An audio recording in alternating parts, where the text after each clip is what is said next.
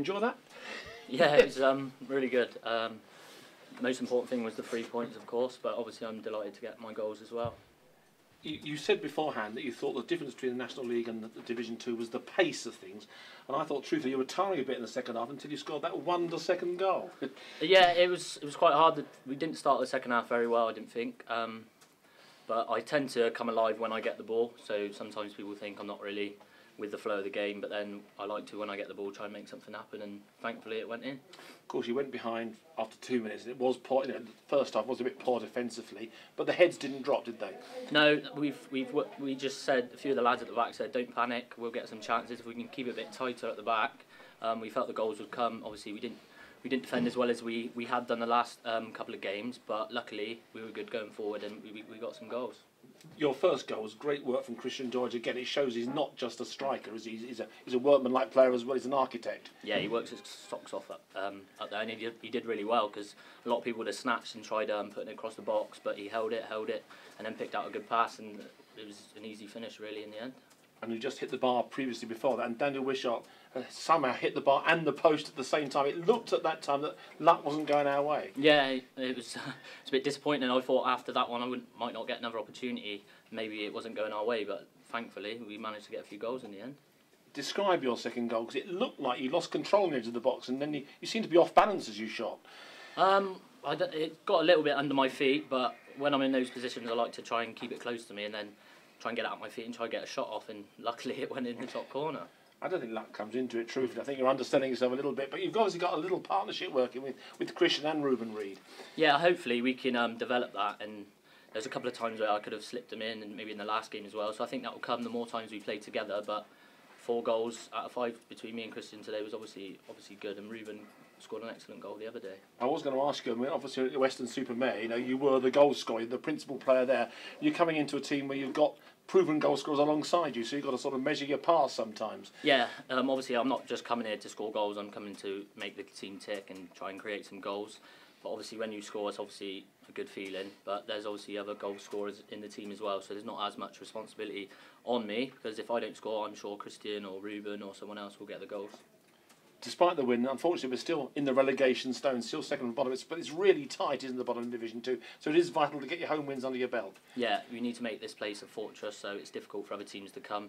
I think try and get a couple of wins in a row and then see where you are. We're not looking at the table too much at the moment. We're just focused on trying to get some points on the board.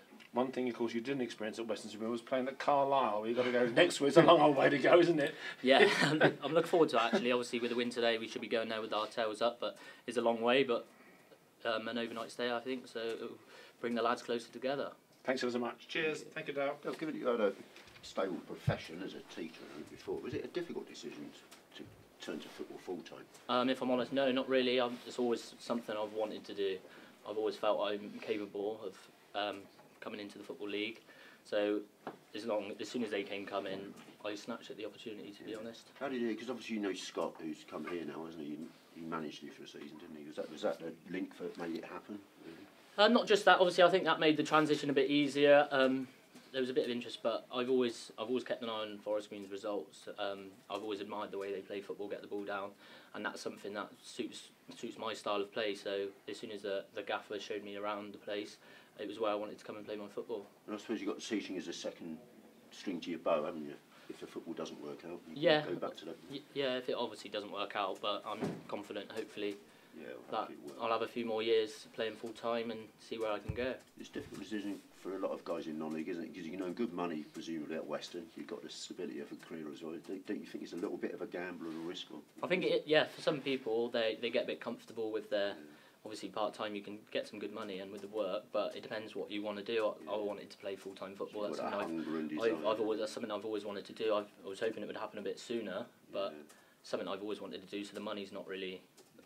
What didn't happen when you were a kid? Where were you as a younger player? I was at Bristol City Academy as I was growing up, but it was something I wasn't really enjoying it. So I took a step back, and I was glad I took that step back because it made me get that hunger back down at Western.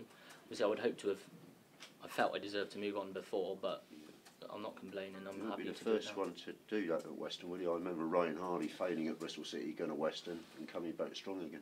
Yeah, I think He's done it. it works for some people. They need to take that step back because it's quite intense when you're at a youth team training all the time. It's not for some people. Some people have to take a step back and go a different route, and that's the route I took. Yeah, good luck with it. Thank you. Cheers. Dayle, what do you think are the sort of fundamental differences between the National League and League Two? Have you found any? It is a lot more intense. Like at the start of the second half today, it was a bit of a basketball game, which the gaffers told us not to try and make it into that. But it was really intense. Sometimes you can't get the ball down. It's a lot quicker, but I'm enjoying it, and hopefully we can be on the up from now. And you're level on goals for the season with Doidge now. You've both got 20. Yeah, different leagues, but yeah, he did ask me in the changing room actually how many I had, but we're not worried about that. He's there to get the goals. Really, I'm more of a supporting act to him. He's done fantastic this season, obviously at a higher level than me. So I'm just content on doing what I'm doing.